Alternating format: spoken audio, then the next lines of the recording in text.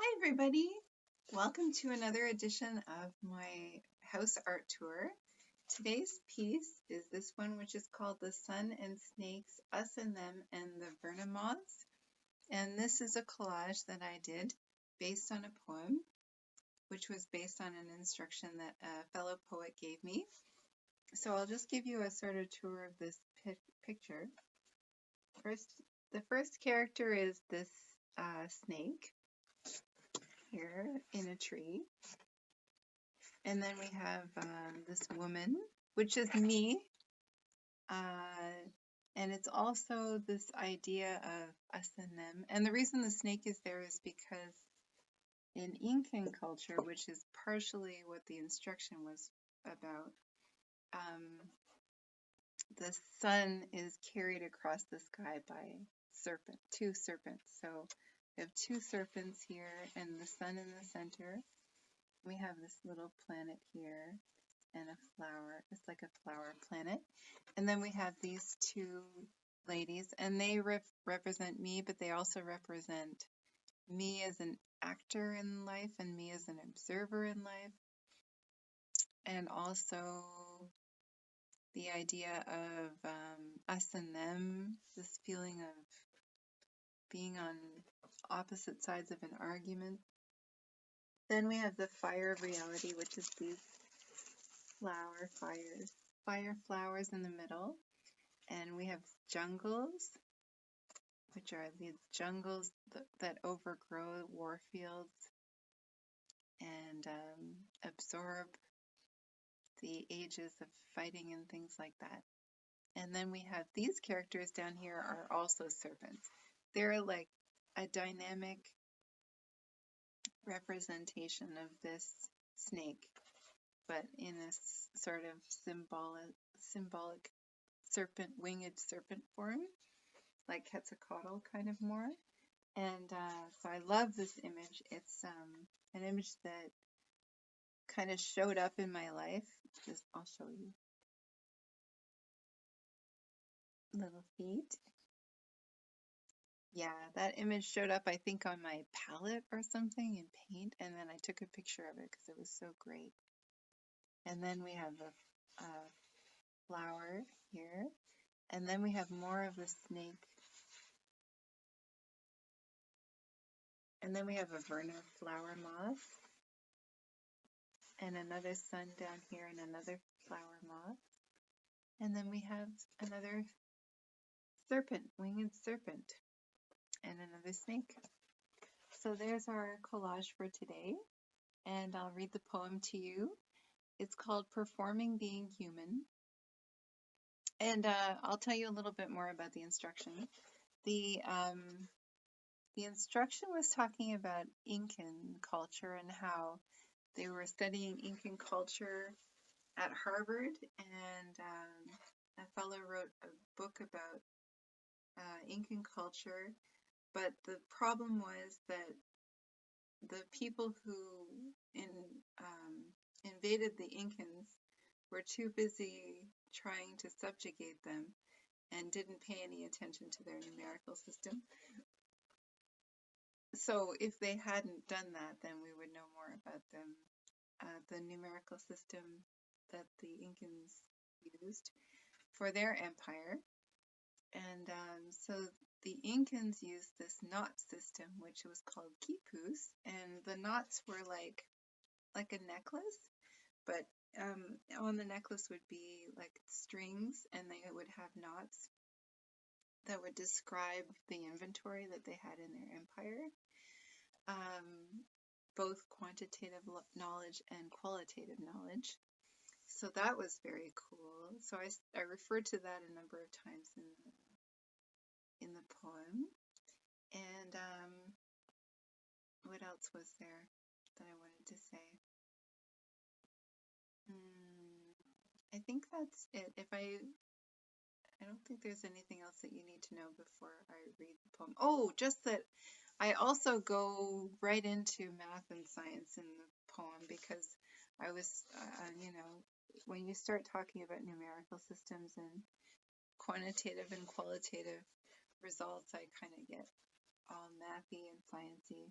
which I have been recently. So this poem is kind of about math and science also, and the idea of the structure of cosmology and how this was a cosmological structure at one point, and we can still think of things around the idea of creating cosmological structures in our imaginations.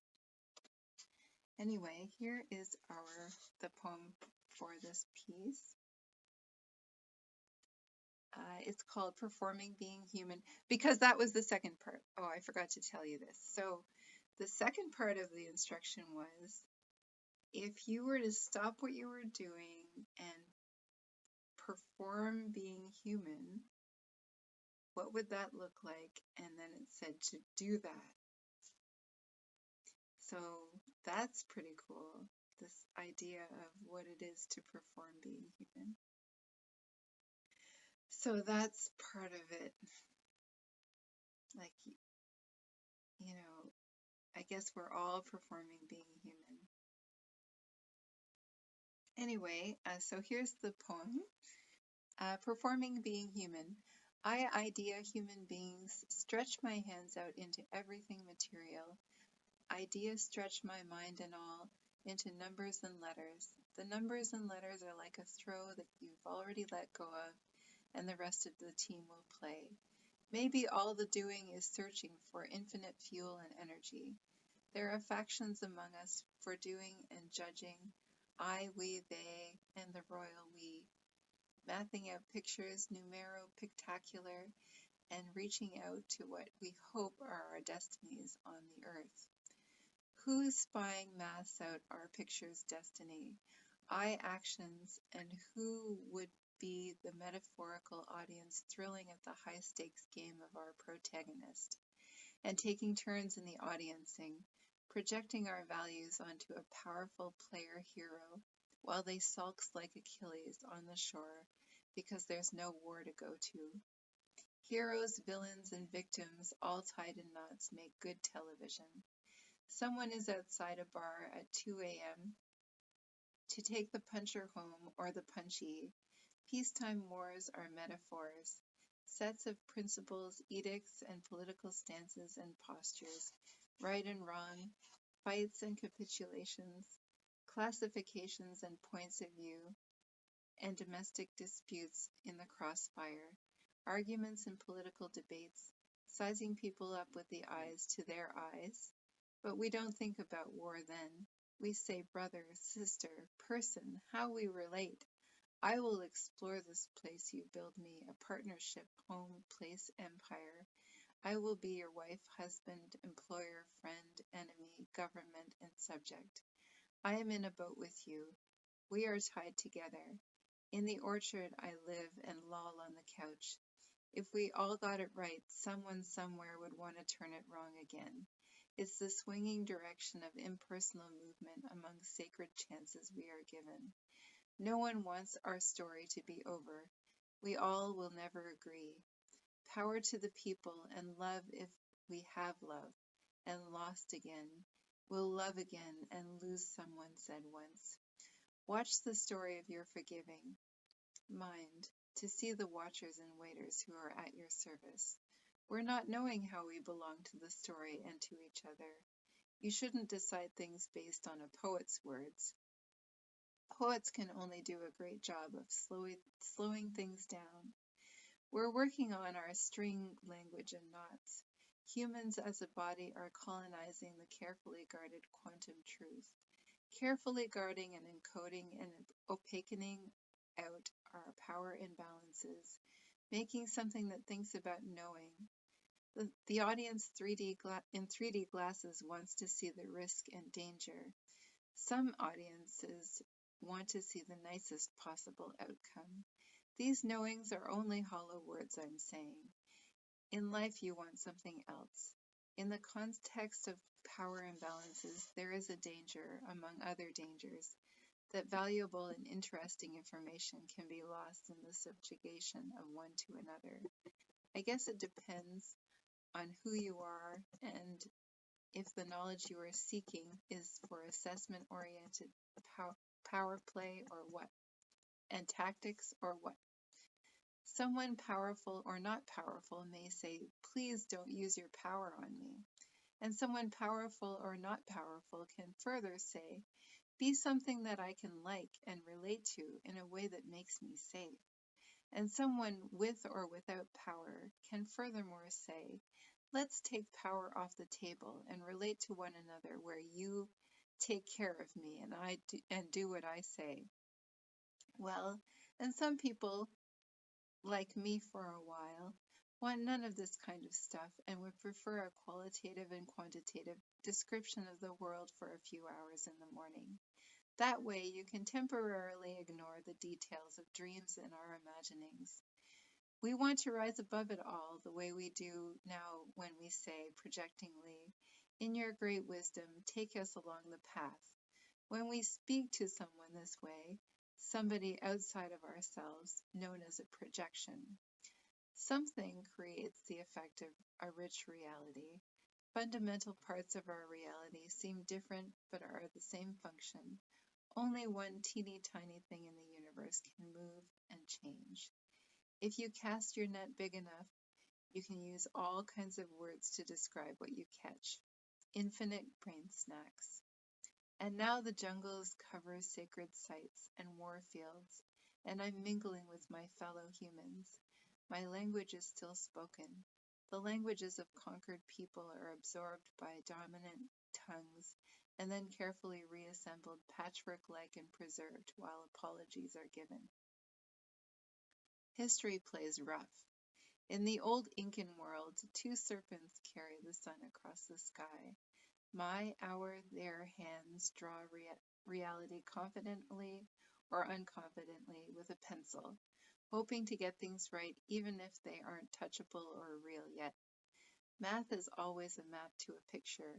Words and numbers are creating something new or describing something to compare with the real, something that we, they do to create our own ends and move the earth, but all the while, because it's the nature of this place, we are exchanging, acting, and audiencing both. So that's my poem and picture for today. I hope you like this little collage. So I have two other things. First of all, when I was talking about murals the other day, when I was watching the video again, it reminded me of Maureen Walton, who is an amazing muralist who lives in Tyendinaga, and she has a property that's called Wildwood Sojourn, and you can actually go and stay in her yurt, even in the winter, because I've been to her yurt in the winter, on the winter solstice, and it's beautiful. There's a wood stove and everything, so you can warm it up and do a little winter camping, and it's really a beautiful property. I highly recommend it. The inside of her house is like a temple. Like, it's so beautiful. Her murals are everywhere in like buildings in Tyendinaga and schools and things like that. So she has so many years of experience, and she's just a phenomenal artist. Really, everything just comes out. You can see it just pours out of her. Really good. But she did a picture of me, and I want to find it. It's a picture of me with a crow, and it says Riley Stares Astrologer on it, which I think is really sweet of her to do.